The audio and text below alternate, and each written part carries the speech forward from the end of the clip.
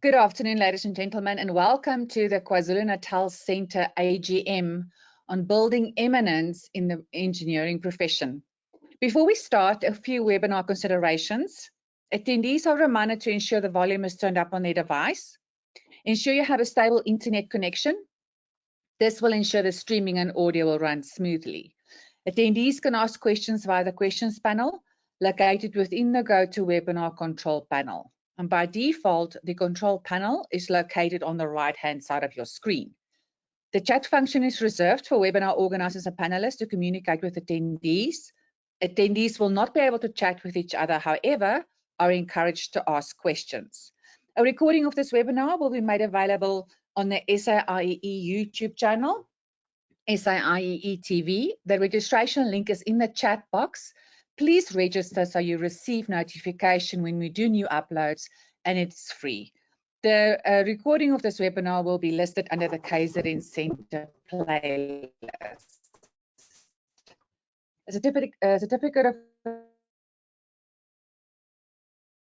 attendance will be issued a few days after this webinar.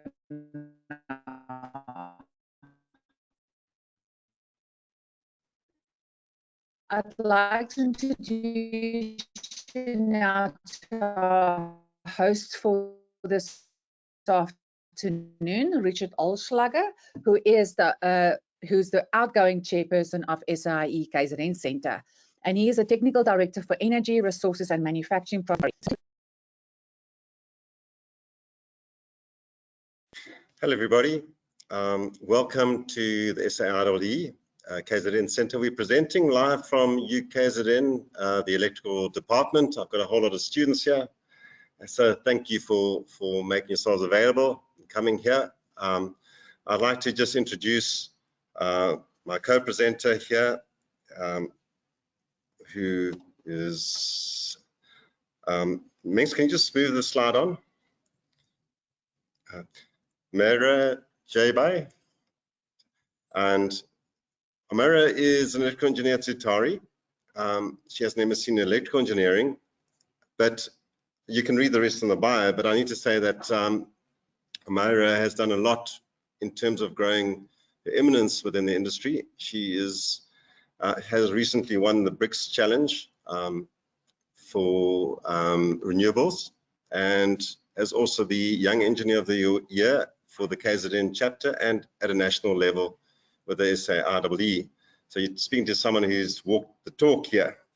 So I'm going to, without further ado, I do need to just also indicate that we are going to be presenting our AGM.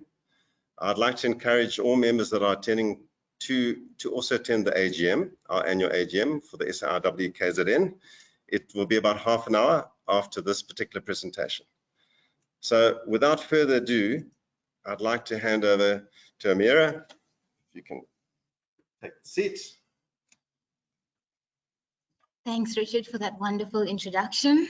Hello, everyone. I'm Umaira, and I'll be guiding you through the first half of our discussion on building eminence in the engineering profession.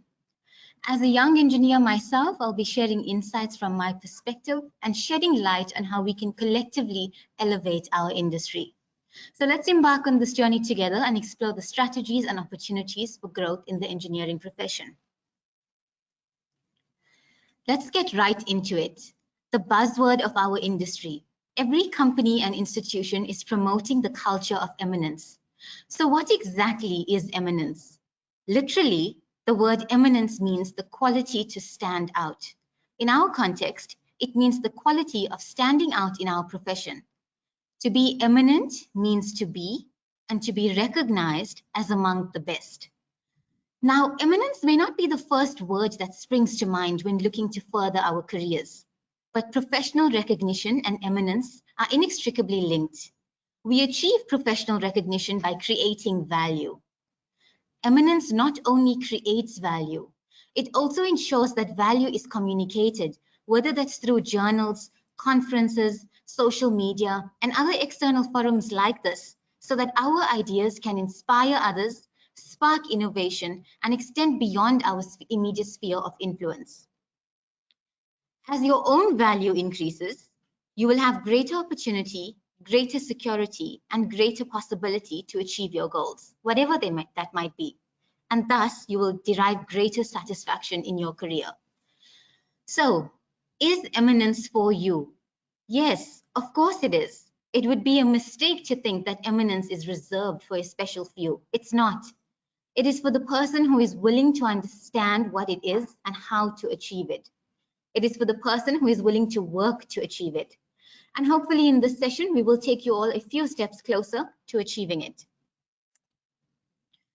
The first step we will look at today is building a personal brand. Building a personal brand is a very big part of building Eminence. So how do we go about building our personal brand? Step 1, identify your unique value. How do we do this? Differentiate yourself. When you build your brand around your unique value, your authentic self, you start to stand out from others. Knowing and appreciating what makes you different from your peers and your competitors gives you a handle on what unique qualities you have to offer your team or your employer. And it is in the knowing that you are able to build a better presence. It is also important not to confuse strengths with likes. What you like to do is not necessarily what you're best at. It can be, but it's not a given.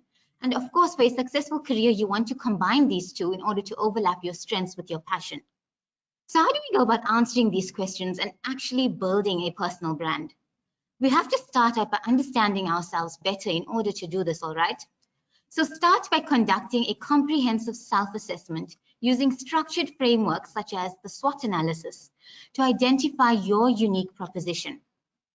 Explore your core competencies, your skills and expertise in whichever field you're in, and include your technical proficiencies like project management abilities, your problem-solving abilities, and leadership qualities. Do this for both your personal strengths and your skills. Now, your core or personal strengths, unlike your skills, are based on who you are, not what you know. Also reflect on past experiences, accomplishments, and challenges to understand your professional journey, growth trajectory, and areas of continuous improvement. Okay, so the table on the right is what I'd like to call the attitude adjustment assignment. Define your core strengths. So looking at this list, pick out 5 to 10 attributes that describes your top strengths and put them in an order from strongest to weakest.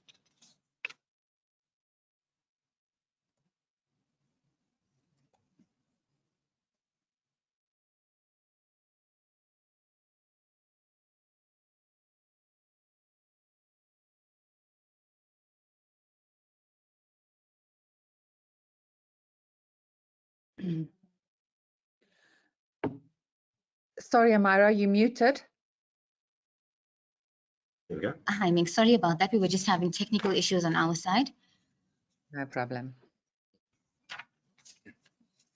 Okay, so the next thing we are going to look at to build a personal brand is communication. Communicate effectively. I can't emphasize this enough. Master the art of articulating ideas clearly and effectively in conversations, meetings, and presentations. Use language that is appropriate for different audiences and different situations. Enhance your writing skills for emails, reports, proposals, and technical documents. Focus on clarity, conciseness, and professionalism in your written communication. Pay attention to body language, facial expressions, and gestures to convey confidence, sincerity, and engagement during interactions. Practice active listening and empathy to build rapport with others. Improve your public speaking and presentation skills. So practice delivering speeches, pitches, and technical talks with confidence and poise. You can use storytelling techniques to make your content engaging and memorable for the audience. Design visually appealing and informative presentations that complement your message. Use multimedia elements, graphs, and diagrams to illustrate complex concepts and data effectively. Leverage digital platforms and social media. Social media can be a powerful tool if we know how to use it correctly. So utilize these digital tools and platforms like emails, Zoom, Teams, and project management software for efficient communication and collaboration with team members, clients, and stakeholders. It is time to get digital. On social media, maintain an active and professional presence on social media platforms such as LinkedIn, Twitter, and industry-specific forums.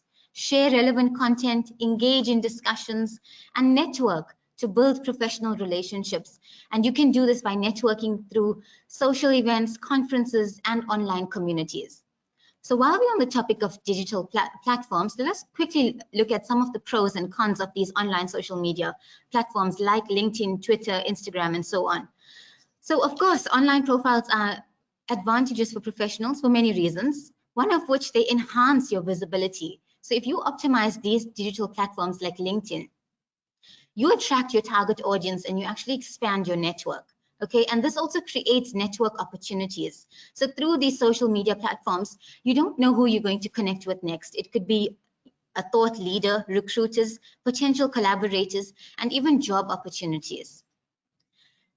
As well as networking, you also get to showcase what you are an expert in and influence your audience in certain matters. Of course, with the pros of online profiles comes with the cons.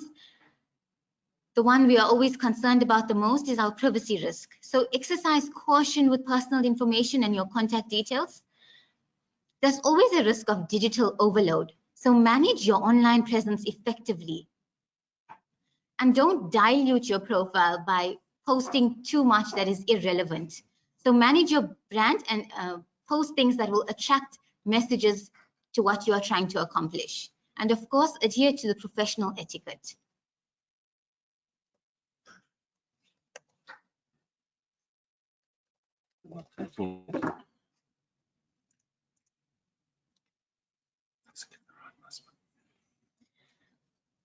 Okay, next, demonstrate expertise. Establish yourself as a subject matter expert by contributing to industry publications like journals, conferences, and technical forums through research papers, articles, case studies, and thought leadership content. Determine your expertise. This need not to be something you're currently working on. Ideally, it should be something you want to be known for. And what would you want to dive deeper into? So pick ideas from current technology trends, emerging technologies, industry and market trends, client challenges, and proposed or proven solution. Find like-minded people to brainstorm ideas and direct your energy towards achieving your research goals. Showcase your technical talents and innovative solutions, your real-world applications of electrical, electronic engineering, whatever it is that you're involved in, through your projects, portfolios, prototypes, and industry certifications. Some practical steps to build eminence will be engaging with professional organizations. So research industry associations and professional societies and engineering councils that align with your career interest. Okay, so join the relevant committees like EXA, CISA YPF, the SAIEE Women's Chapter, the Student Chapter. Become an SAIEE member. All of this really helps to network and expand your horizons. Get yourself out of your comfort zone. Participate in conferences, in webinars, and these networking events hosted by these professional organizations to expand your knowledge and network with industry leaders and stay updated on emerging trends and technologies. Ask questions in webinars and sessions. Don't be afraid. You'll be surprised how many people were wondering the same thing as you, but was too afraid to ask. Identify industry conferences like SOPEC, call for papers, technical symposiums, and research forums like IEEE that focus on your areas of expertise. Collaborate with colleagues. It is more important that we focus on collaboration rather than competition. So collaborate with research partners, industry peers, and people that you've met through committees like the SAIEE to co-author papers, case studies, and demonstrate projects through thought, leadership, innovation, and problem-solving skills. Submit your abstracts and your proposals. Familiarize yourself with EXA's expectations for those of you pursuing the PRN route, and take every opportunity, experience, and task as a means of learning. Listen, learn, and absorb. For the graduates that are on this call today, there'll be slow days at work, especially at the beginning of your career. Utilize those moments to educate yourself further. Always keep learning. Engineering is an ever-evolving field.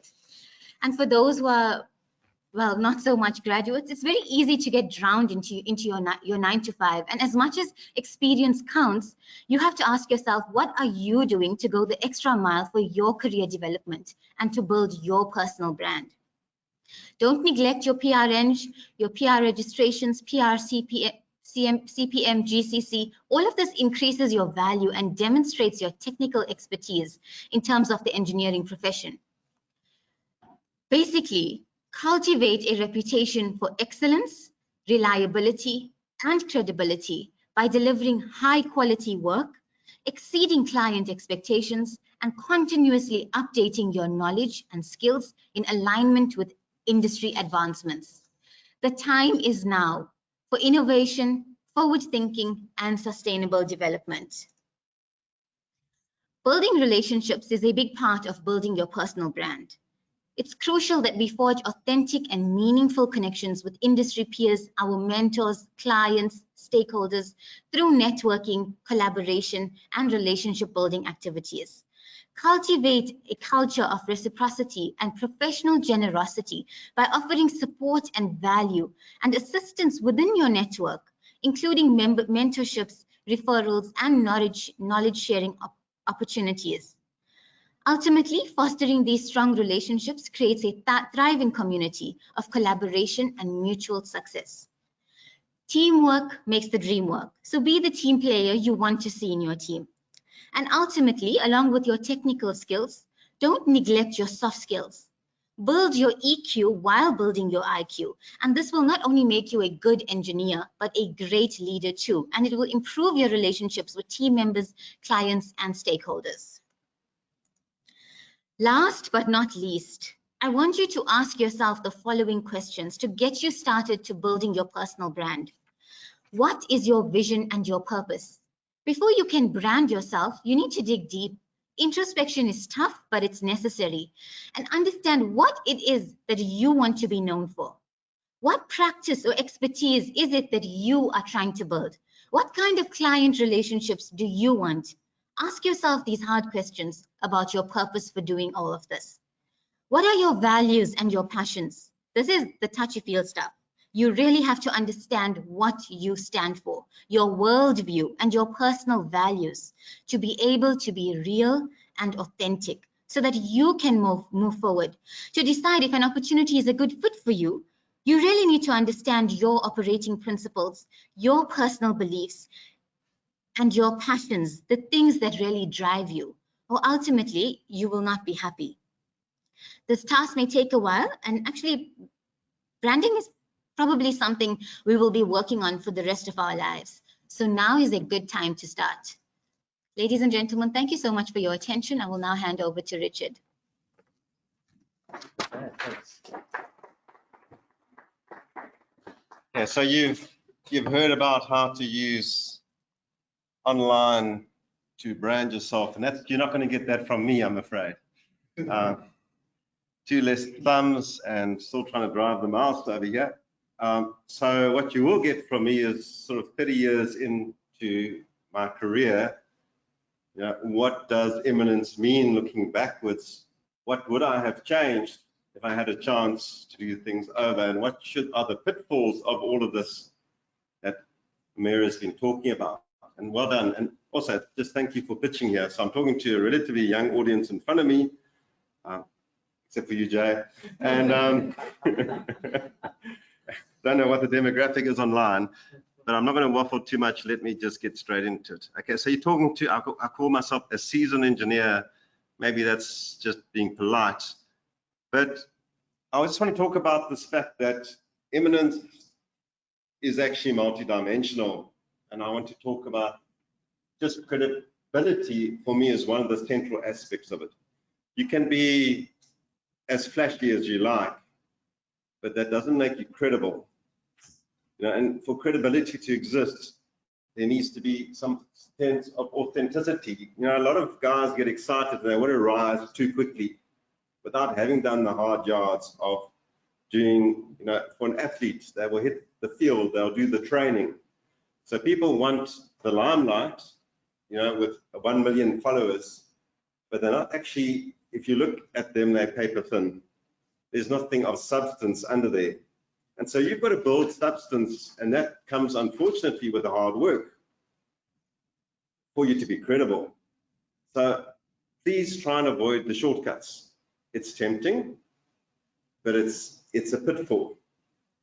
But that means you've got to build competency and knowledge, and they're different things. Surprise, surprise. And I'll talk about them a bit later. Professionalism. Actually, a word we don't quite understand, and I'm going to deal with it on the next slide. You talk about one of your milestones is to become a registered professional, maybe an engineer, maybe a project manager. I'm actually both, believe it or not.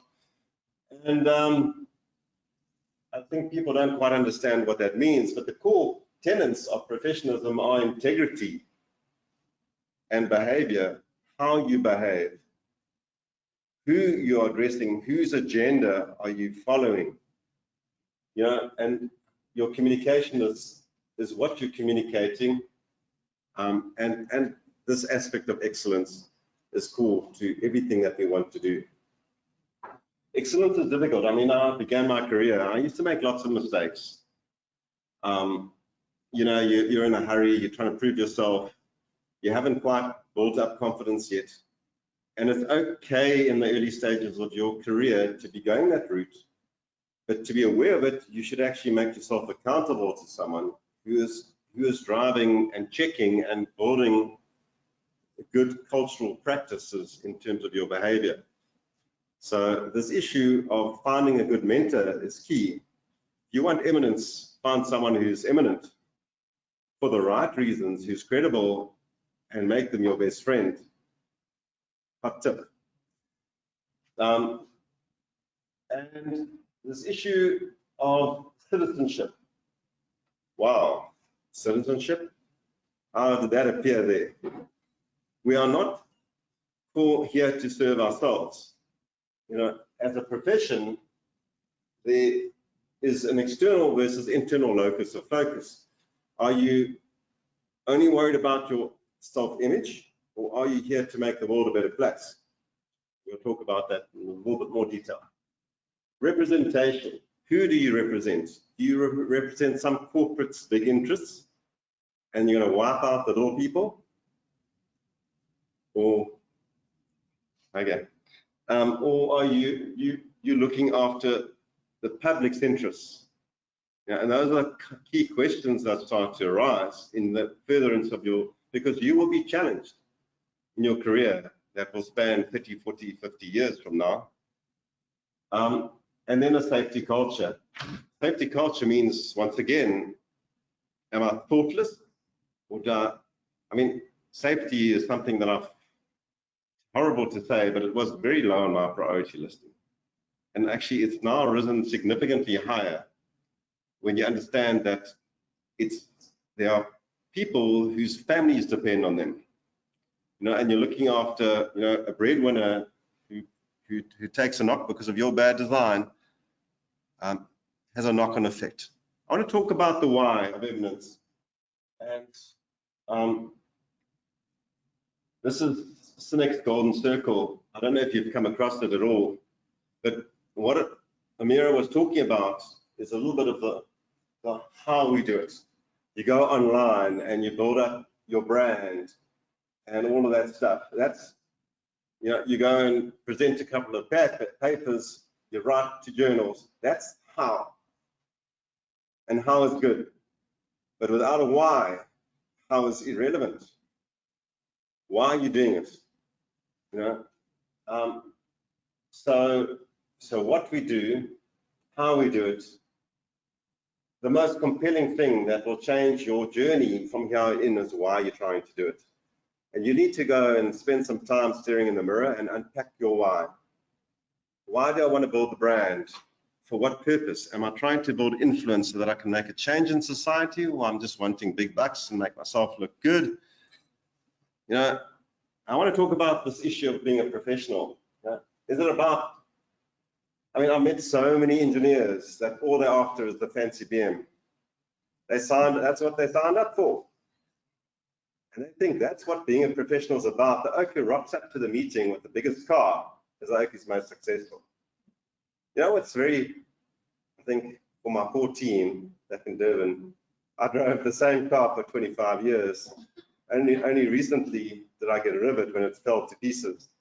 And I was very, very sad about that. It was a 2007 Honda or something like that, Civic, that did me very well with 360 Ks on the clock. And I must say, I love my new car. I've got a Subaru now. I'm a brand ambassador for that thing. But it was never about the fancy car for me. And that's me. Everyone is different. But you've got to understand what is, that doesn't make you a professional that you see on the screen there. It really doesn't. It doesn't give you any credibility other than maybe you got a big bond. Now, what you think. So professionalism is not what you think it is. This came straight out of the code of conduct from EXA.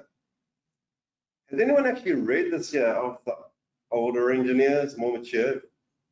There, can I put you on the spot? Okay, this code of conduct.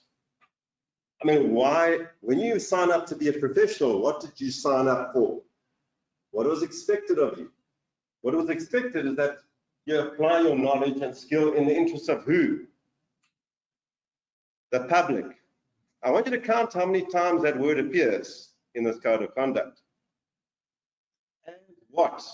The environment. You're here to look after the planet. There's a sustainability agenda built in to your professionalism. Execute their work with integrity. I talked about this credibility, integrity issue. There are so many engineers that are challenged in this area, you know, with special, you know, the challenges we experience maybe in some municipalities where engineers are at the center of tender fraud. And in accordance with generally accepted norms of professional conduct, respect the interests of the public. There it appears again, wow, an understanding of the profession. Strive to improve your professional skill and your development. Mira covered that. And those of who? Your subordinates. There's not a one-person job. You are mandated as a professional to constantly develop yourself and others. And we often, some of the engineers forget about the other part of the others. They're only after improving themselves. A professional won't just look after themselves, they look beyond themselves to the greater picture, to the whole industry as a whole. Encourage excellence, we talked about that, and do not prejudice who? Public health and safety. So there's a very big external locus factor to being a professional. You're looking outwards to the society where you're making a difference. Yeah, now politics and the profession. Okay, I'm assuming that most of you guys know who is on that screen. Anyone doesn't, yeah, just checking. Okay, you can go out now. Okay. I mean, I'm a white South African. You gathered that by my profile, I guess, suppose, and the ugly surname. But I mean, I got really upset when this whole politics and sport mix came about. I was like, you wanted what? Change the Springbok emblem? Thank you, Nelson Mandela, for saving it. But Nelson Mandela was very, very smart. You know, we owe a lot to that guy. He understood that politics is in everything. And he turned the Springboks into a brand ambassadors for the nation. But it wasn't, so he put on a number 6 jersey that very first World Cup. And he just said, go out there and win it. And they did, Francois Pienaar on the teams. And then we came back and did it again and again. And every time we do this, you go and have a look at Rassie Erasmus's video, I think, what's Chasing the Sun now? 1 and 2. They don't play for themselves, they play for the nation. They play for the nation. Imagine if engineers were playing for this nation. Do you think we'd have load shedding? just putting it out there. And there's a greater agenda at play than your own little domain. And sometimes we really need to become political creatures. And when I say politics, I don't mean cast your vote. I mean, involve yourself in civil society and understand what it means to be a civil servant or civil citizen. Not a servant, a citizen. A citizen takes ownership for the system as a whole. I'm very conscious to the fact that, you know, as a white South African, I've sat behind my desk and I've designed solutions for townships that I've never been into and never chatted to the people there. So I'm contextually irrelevant to the people that I'm trying to serve. And one must be very careful that you don't become biased. If you're going to build eminence, you need to be careful that you do it authentically and have walked the walk. Been out there, chatted to people, understand them. And it's time for South Africa to shine. Really, we need you more than anything else. South Africa has a problem. We've got something like, our ratio of engineers is extremely low. 1 engineer per 6,000 people in the nation. China is 1:300. England and Australia 1:400. We're 1:6,000. The ratio of engineers to the population. We're in serious trouble due to an engineering. And where do they need the engineers? They don't need them in Australia. They don't need them in China maybe, but China did something right. You know, they've got the highest ratio of engineers per capita, one of the highest in the world. How did they get that right? There is a need. What are we going to do with our 1:6,000 engineers when we are doubling? Eskom is set to build 14,000 kilometers of transmission grid in the next 10 years. I'm part of that panel. We need to double. We reckon we can double the size of our company, which is 2,500 employees, of which 90 or 80% of them are engineers. So I'm probably the biggest consulting firm in Africa or South Africa, and we are not nearly big enough to even come close to tackling this challenge. We only have 150 electrical engineers. Good luck, 14,000 kilometers of transmission line at 1.5 million rand per kilometer, and you can do the sums. We're talking a lot of money, and how many years? 10 years. It takes 2 years just to get the EIA. So, and that's kicked off about a week ago. The signing ceremony took place for that. Then you look at Africa, 2019, and what's hidden behind the slide. I'm not going to, that's our control slide. Sorry guys, I can't get rid of that. I'm not going to try and play that I know what I'm doing.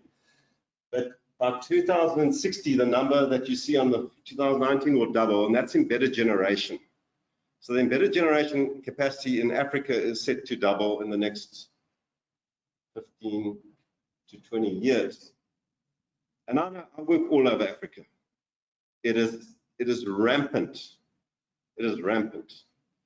And those skills are on high demand. I want to talk about mastering of the art. So you'll need it. You need it to build a brand. You need to become eminent. You need to serve society. A lot of people want a lot of things from you.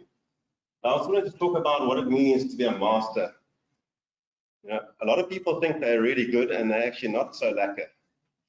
I just want to challenge some thinking here. There's knowledge and competency. Knowledge is, I know something, I have head knowledge of sustainability. Competency is the ability to use that knowledge to drive value. You can have knowledge, but you can have no value with your knowledge. It's just a head knowledge, it's pointless, so what? You also need both knowledge and competency to become a productive contributor, because I'll talk about that later. And you need to understand that you're going to start off as novices, and that's okay. You can't really carry a conversation. If I talk about detailed protection schemes and setting sustainable earth fault settings, you might not know what I'm talking about. I can carry a conversation on that. You can't. You'll get there if you go that way. But you need to understand that you need to advance into competency, and many people get stuck between competent and proficient. They never go on to master. So proficient is full professional proficiency, able to use the knowledge accurately on all levels, intuitive-based cognitive coupling.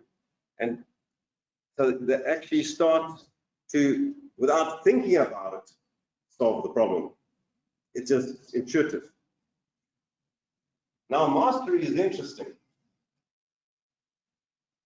There's a lot of intuition around decision making, which means you're doing things without thinking about it. But I did delete a row there. Someone who's mastered something recognizes their shortfalls, recognizes their gaps, and they collaborate with other experts to close the gap and lift their mastery. So masters are in a position, are better than experts. An expert is a very dangerous word. It's very contextually driven and closed system thinking. I don't think I'll carry on that road. But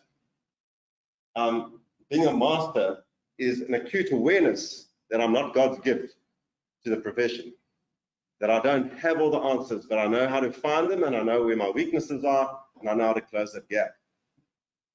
But I'm really good at what I do, but I also recognize my limitations. Okay, and then you're continuously learning to close that gap. Now, our dogs are new tricks. That's a bulldog riding a skateboard. I've got a freaking bulldog. That thing can't be taught any tricks. But anyway, I want to challenge those that have been around for a while. You can reinvent yourself. And I would challenge you to set yourself 10-year cycles. I mean, I started off as an engineer, then I went into a master's in project management. Then after about 10 years, I actually went and studied innovation and got heavily involved in innovation. Then got involved in innovation councils and started running competitions here in Durban around the innovation challenges for students. Then I went down the sustainability route, and I've been studying a doctorate now in sustainability to reinvent myself so that I can keep myself relevant and fresh. But it's intentional. It requires a decision and a lot of sacrifice to do that. Don't get stuck becoming, because the profession changes so quickly, it's easy to become irrelevant. Now, if you are still looking at transistors and we've moved on to PLCs, you're in trouble. You become irrelevant quickly. The other thing is eminence, outcomes versus outputs. A lot of people are driven by outputs, not outcomes. Do you know what the difference is between the two? Okay. An outcome provides a benefit. An output doesn't have to provide a benefit. Yeah. So you can go and train and attend X amount of training courses, and suddenly you've got 10 certificates behind your name. But if you're not using that knowledge to add value, there's no positive outcome from all the studying that you've done. You've achieved a whole lot of tick box outputs. I've got this certificate, I've got that branding, I've got this, I've got that. Don't give it too much on that, because you're not adding value, and therefore your outcomes are irrelevant. So you need to define your eminence journey in terms of outcomes. I want to change people's lives. I want to see 200 or 300 young adults trained on innovation. I want to mentor 10 engineers over 3 years. Those are, and have them get their own PR registrations. Those are positive outcomes where you physically are benefiting others. The next one is seasonal transition. This stuff is very seasonal. What I mean is that you are going to have highs and lows in your career. Thank you, Richard, for mentioning this, because this is the one takeaway point. Take it. The industry as a whole is cyclical. Your careers will be cyclical. Your experiences will be cyclical. You've got to be self-reflective and understand in your head where you are in that cycle. And don't expect yourself to be doing something when you don't have the capacity to do it. So you've got to know where you are in that transitional phase. I'm going through a transitional phase right this moment, and I have to let certain things go so that I can pick up other things. And the ability to understand that and to let go gracefully, graceless or graceful, transitioning. There are people that want to hold on to leadership positions without handing over, and by doing that, they are actually a barrier to growth for others. So you could be you and your position, if you're not adding value, you're actually a barrier to someone else. You could step aside, let them come in. But if you can do it gracefully, you can do it and you can increase your eminence, because you become known as someone who can do this in a mature and responsible way of stepping aside or mentoring others, partnering with others to raise leaders. I mean, that's what we're called to do. And then this issue of capacity meets capability. There are times when you're just not going to have the capacity. And if you don't have the capacity, you can't deliver. If you can't deliver, your reputation is going to get shot. You might have the capability. I can do a lot of things. I just don't have enough hours in the day to do them. You have to be, or vice versa. I've got a lot of time, but I actually don't know what the hell I'm doing. And so you've got the two sides of the pendulum. So if you've got a capacity, lots of capacity, then lift your capability. If you've got no capacity, then there are decisions that you actually have to make, and to do them wisely. And am I watching too much Netflix? What is addressing my capability issues? If your commitments are starting to impact your family life, or the things that you value, then you need to intervene quickly. And then enjoyment trumps duty. Don't sit on a committee out of duty. You need to be enjoying yourself, because if you're sitting there out of duty, you're like having Eeyore sitting on your committee, and you're just actually filling a space that someone else could be fitting in, who has got the energy, who has got the enthusiasm. But examine your motives. Maybe it's just a season that you're going through. Maybe it's something personal that you need to work through. But don't do something out of an obligation. You're a professional, you're an engineer because you enjoy what you're doing, first and foremost. Okay, oh wow, that's the end. Okay, so Minx, can I hand back over to you? Yes, Richard. We're going to take questions now from your presentation.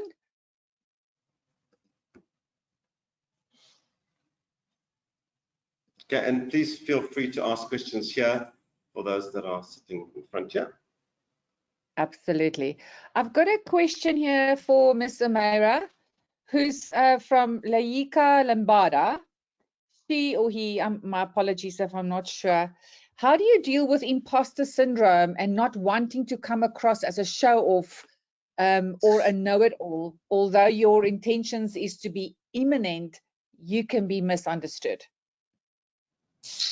Okay, thank you, Laika. That's a very good question. In fact, eminence, imposter syndrome is a topic on its own. But firstly, I would suggest you take feedback from people that you actually look up to. So you get valuable feedback from them. And also don't let imposter syndrome get in your way, because you are educated and you are trained to be a problem solver. So no task is too big for us as engineers. But with that being said, always work on continuous development. You are competent, you are here for a reason, and continuous learning, that would be my suggestion. Yeah. Thank you, Amira. We have no questions for in our online attendees. Please type your question in the questions panel. I don't know if anybody there in the audience would like to ask a question, Richard? Yes. Okay. There's no food unless you ask a question.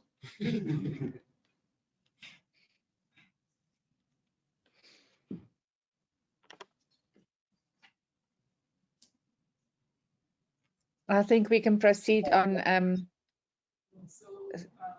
Sorry, can you introduce yourself? Okay.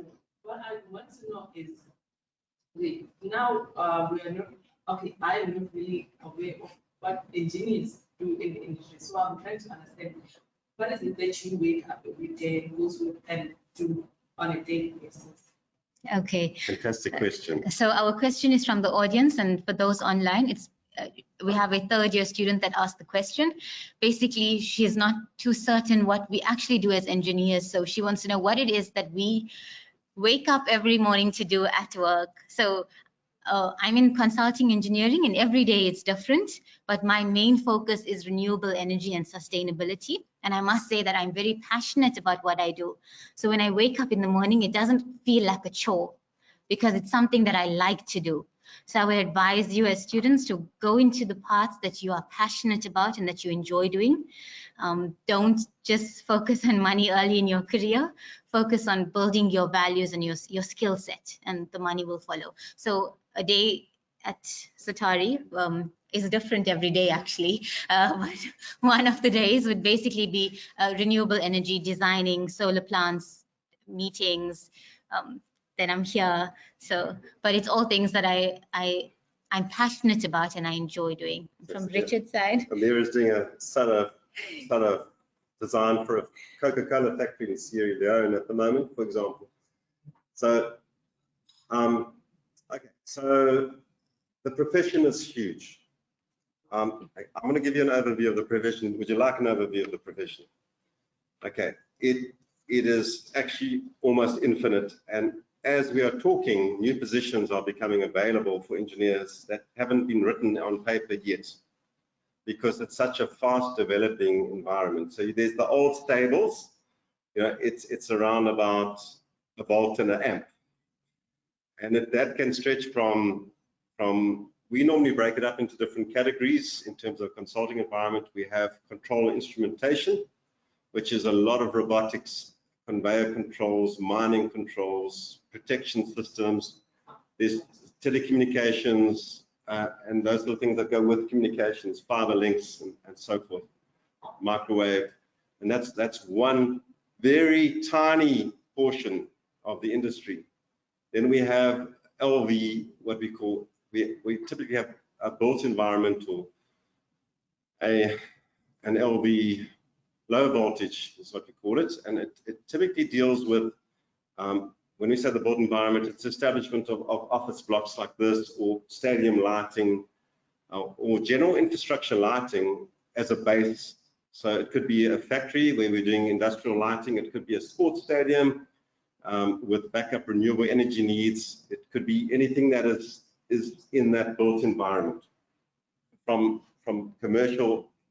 And then we have industrial light and heavy engineering on the electrical side, where we're looking at a lot of combination of control instrumentation, but it could be things like arc smelters and renewable generation on locomotives.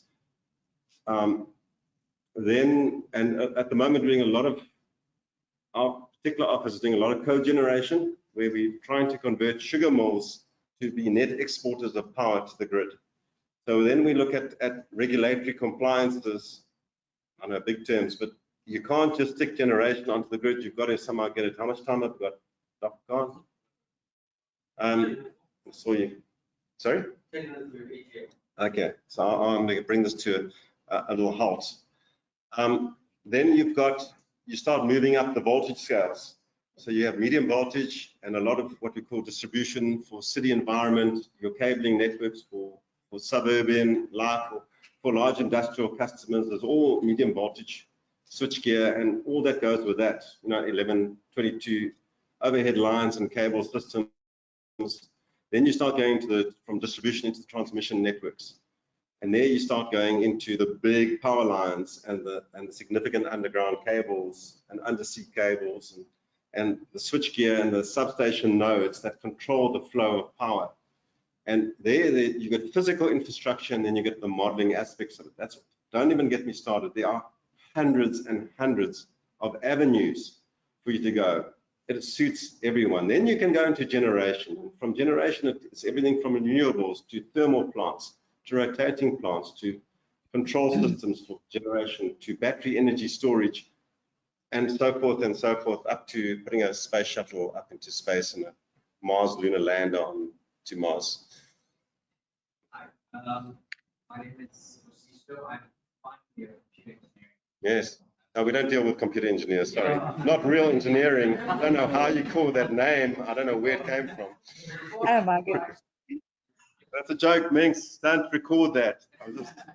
Oh, I'm sorry, it's too late for that. Now, carry on. It says South African Institute of Electrical and Electronic. Computer engineering guys are always like left out. Yeah, no, for good reason. Yokes, don't put your lives on the line. I mean, you like touch it, nothing shocks you back again. You have connection issues there. Maybe you can actually We're doing a lot of, so we have hardcore programmers working in the electrical environment, and they do a lot of network modeling, which is almost more computer programming, with system thinking and system planning and system modeling. You know, there is a big difference, a little bit of a difference between true computer programming, which is almost an industry by itself. Because in all honesty, we are dealing a lot with volts and amps at its core, but the two have become so integrated. So every protection module that comes out is a programmable PLC. You know, now you can't touch a substation without having to program it with a laptop and a computer.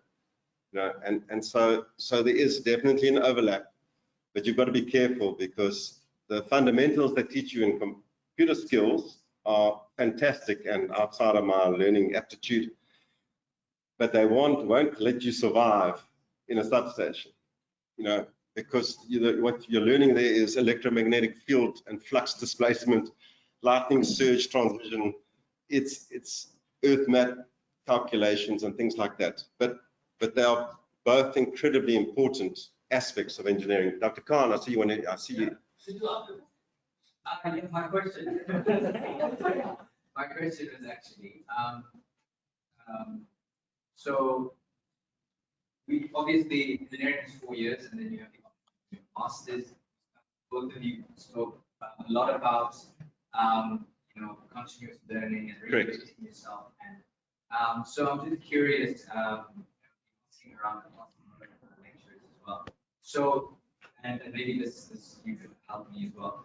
You said maybe looking back, you would maybe. I would change anything myself.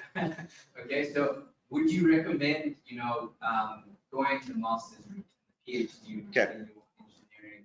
So I'm going to be, for someone doing a PhD, PhDs are relatively meaningless. I know because I'm doing one, but I'm doing it for myself.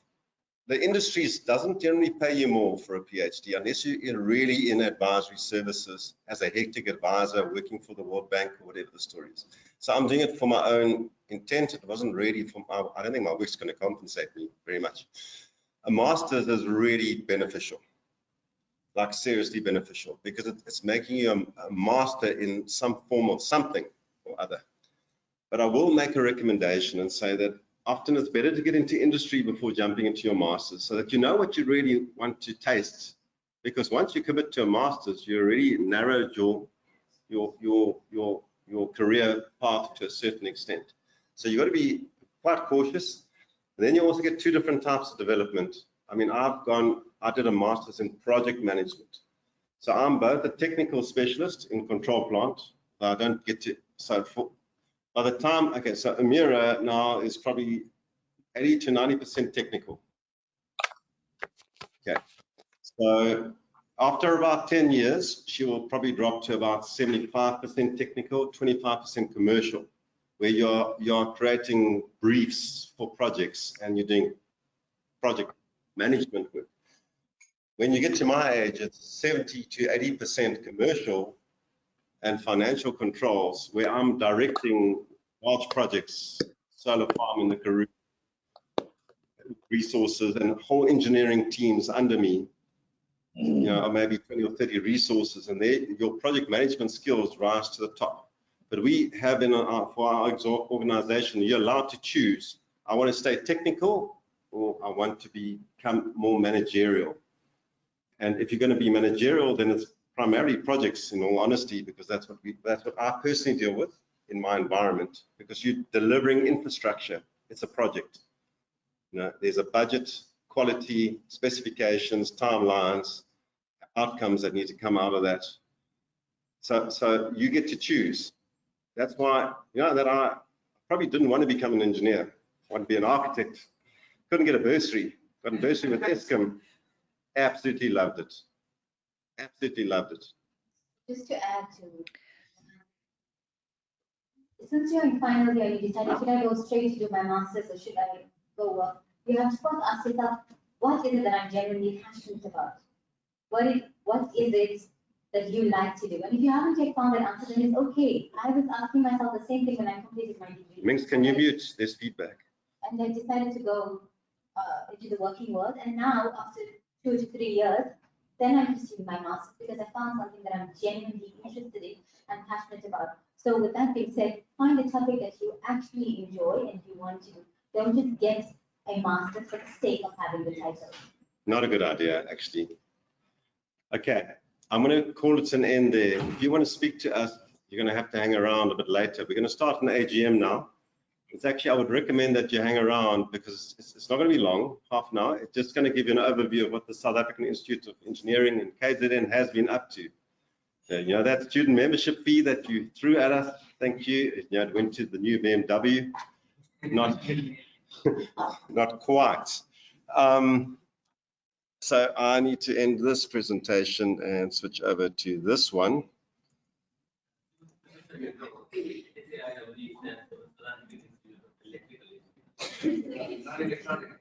So we're not alone.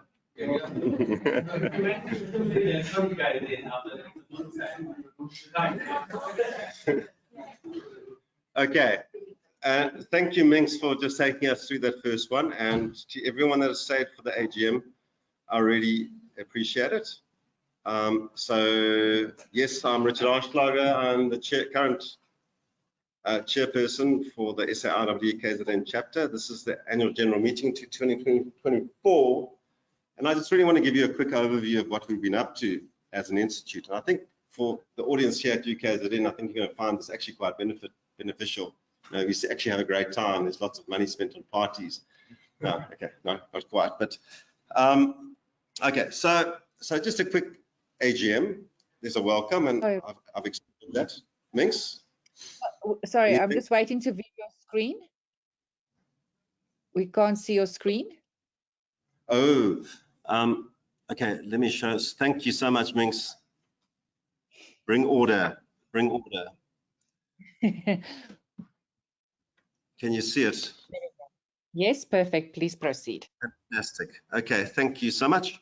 And welcome to the AGM. And now give me back my mouse. There we go. Why? Okay. Okay, now. Okay, let's suddenly it's the middle mouse button this time. Okay, so just we're going to give you an overview of the SAIEE and the KZN chapter.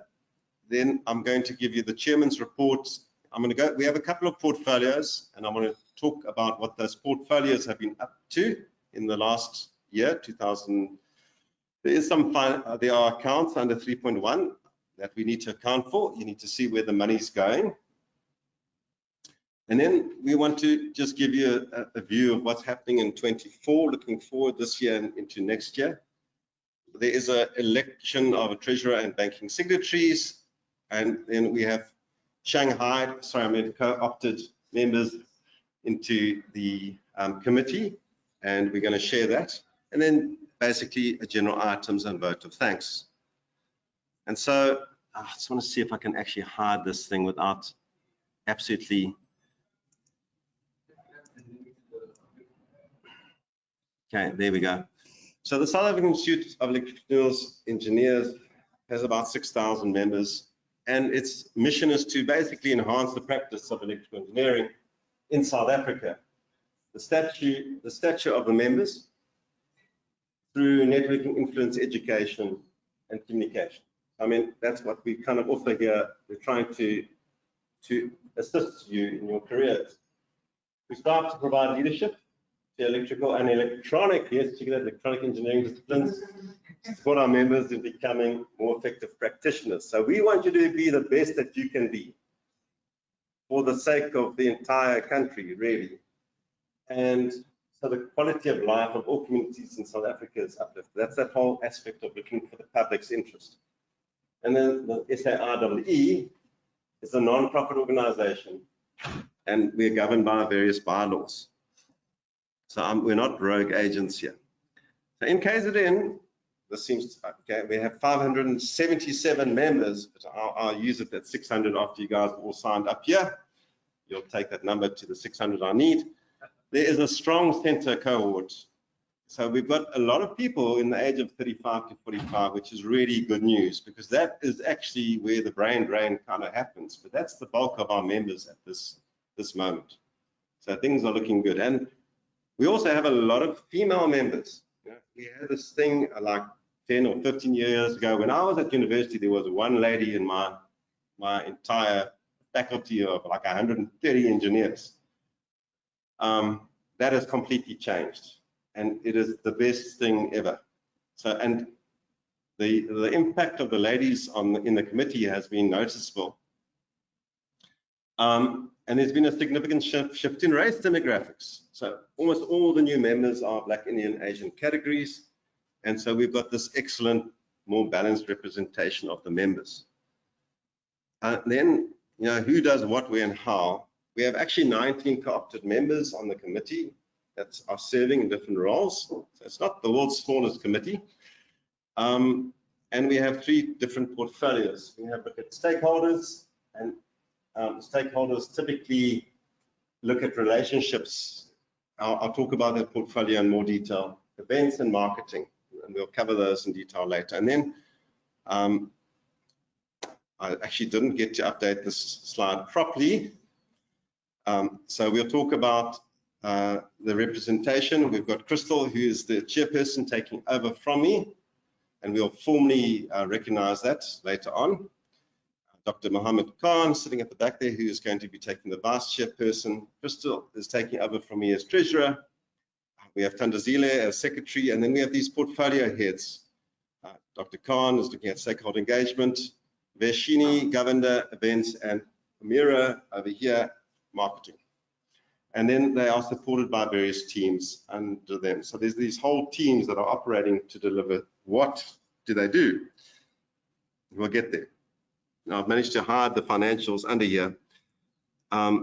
So we had a budget of about 250,000 income for 2023. We managed to bring in a lot more than that through a lot of sponsorships. You'll see sponsorships there at 155,000. And so the team that was handling marketing really did incredibly well. So well done. Oh, I'm up here. Those that helped. I know Imoshen and Amira were part of that team, and Crystal as well. So we get contributions from head office. Basically, that is the contribution from the members in KZN. That comes in, so that as we have members, the pot of money goes in directly from head office because of the membership, plus we raise money from sponsorships. So like 50-50 split from sponsorships and membership. And then we spend it. We spend it on partying. No, we actually gave 40,000 Rand away in terms of awards and donations to students for their BMWs. No, so we really wanted to go and recognize good performance, like excellence. And this year we really went to the different universities that we've partnered with, and we started recognizing excellence and awarding them.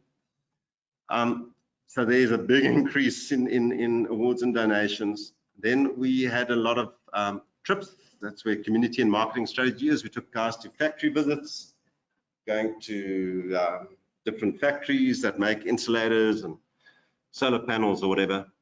And so, and then we had a lot of training. So there are venue rentals. And then we have a social end of the year function, which is quite significant. And then we had a surplus of 24,000. It's a non-profit. I mean, that just rolls over to the next year and off we go again. So that's typically, it was a very, very good year last year financially. Money came in and we spent it wisely. So good team effort from everyone. It was a very good year. Stakeholder engagement. We look at 3 different areas. We look at private industry, consultants like me. Private industry is also many people that are selling products, suppliers, public entities, eThekwini Electricity, for example, parastatals, Eskom, Transnet, and then academia. So we have those 3 focus areas, and we look to service all 3 of them. So we're looking to build relationships in Eskom, Transnet, private industry, eThekwini Electricity. And so we look at strong representation from across these different areas. And we are strongly impacted by eThekwini. We are trying to currently rebuild our Eskom representation. At this stage, it's a work in progress. And then we've had massive inroads in terms of the student chapters. Thanks a lot to Dr. Mohammed Khan and others that have been actively growing the student chapters. So it's been a successful year in that. Events. So like we're doing today with that, that's what we call a webinar, the chat that Amira and I did on Eminence. We hosted 5 of them.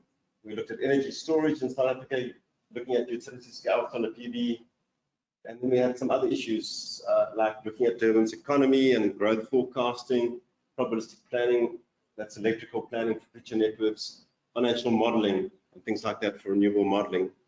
And then we had a lot of physical events.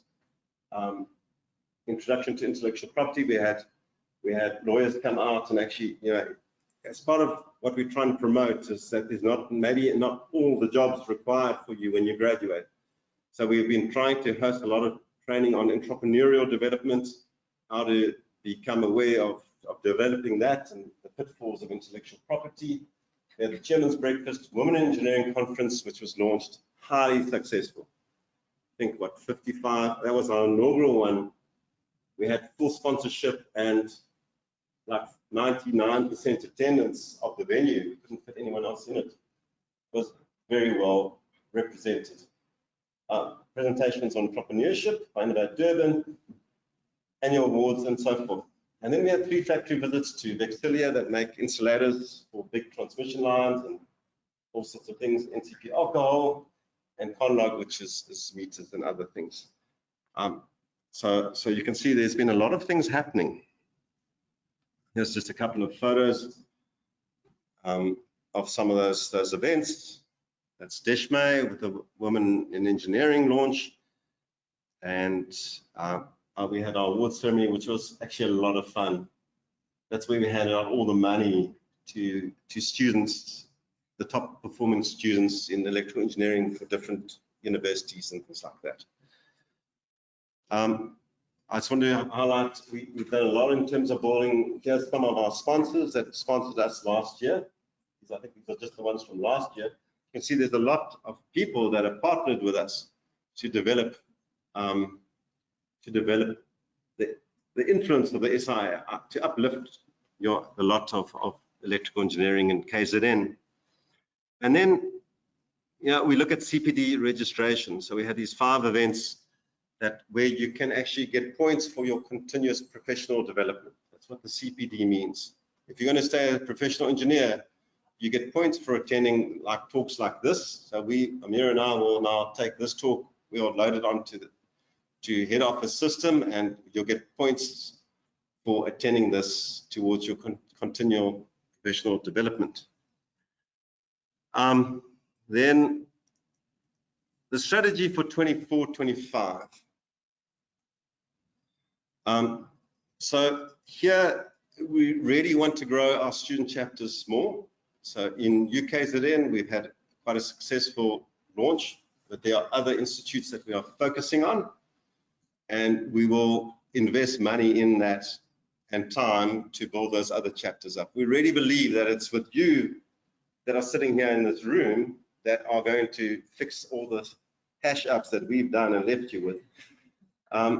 Yeah, don't nod. You were supposed to say, no, you actually left it great.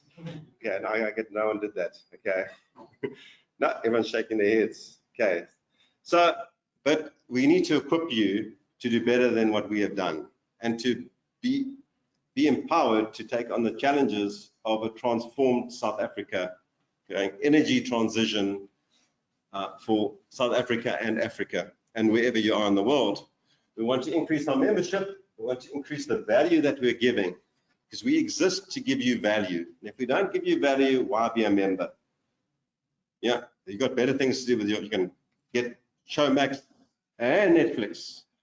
So, you know, we've got to be adding value. And then, you know, the growth and development in corporate social sustainability initiatives. So we're going out and actively promoting career development. Yes, chats to people leaving high school and want to know where they're going to go. We go and tell them that engineering is fantastic. You might not drive a BMW, but no, that's a joke. And then, okay, so now going on to more formal. I'm going to round off now. Here we just want to recognize certain positions. So for this year, 2024, we've got Crystal Malai, who's online at the moment. She is going to be the treasurer, taking over from me. Nichelle, Pranal, and Shipman Corsi are both have stepped up as bank signatories, so that like I can't just take the money and buy the BMW. They have to co-own it with me. So we do it all together. And then the election of co-opted members. You can see that there are a lot of co-opted members coming on board, and you can see the growing influence of academia as a focus, MUT, DUT, and not Mangosuthu, Zululand. And then we've got Luandran Govender and Navashini Govender have come in from eThekwini, Amira and Imishen from corporate entities. So and then I'm proud to announce that the chairperson for the committee for 2024 will be Crystal. And Malai, she was just a little bit under the weather and couldn't be here today. She is a powerhouse of note and has done amazing things in the last year and a bit that I've been working with her. And I just know that this particular committee is in really, really strong hands. So I think that's it. Let's have a look. I want to open up for general. Any questions from anyone from online or locally in terms of the workings of the KZN chapter? We open that up to the floor.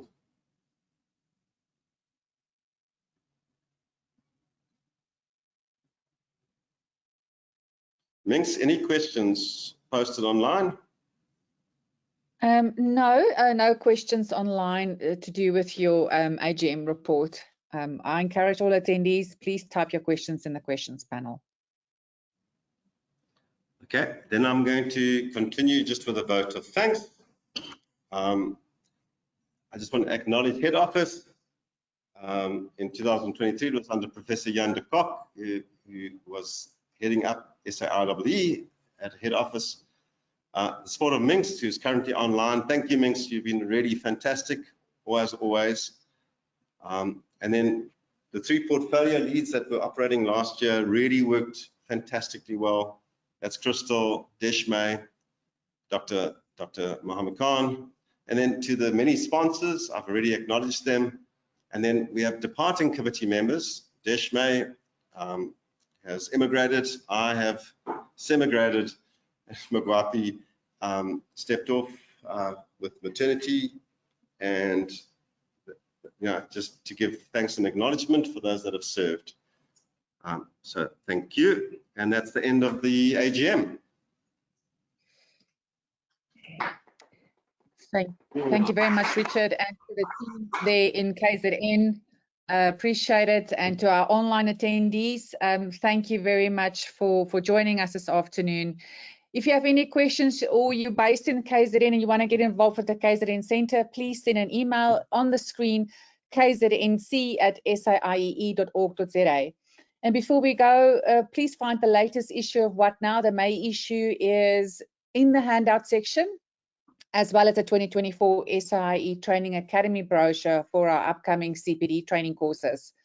And to all the attendees physically in KZN, please go visit the SAIEE website, www.saiee.org.za. Click on publications and read the latest 126-pager whopper of a What Now magazine focusing on power. There's also student pages there that gives you more information about educational establishments in our country, and also student news. So to your student chapter at KZN University, please send me some news so we can publish it in the What Now magazine. I'm always welcome. Thank you, ladies and gentlemen. Thank you, Richard. Thank you, Crystal and KZN Centre. Have a lovely afternoon further. Goodbye. Thank you.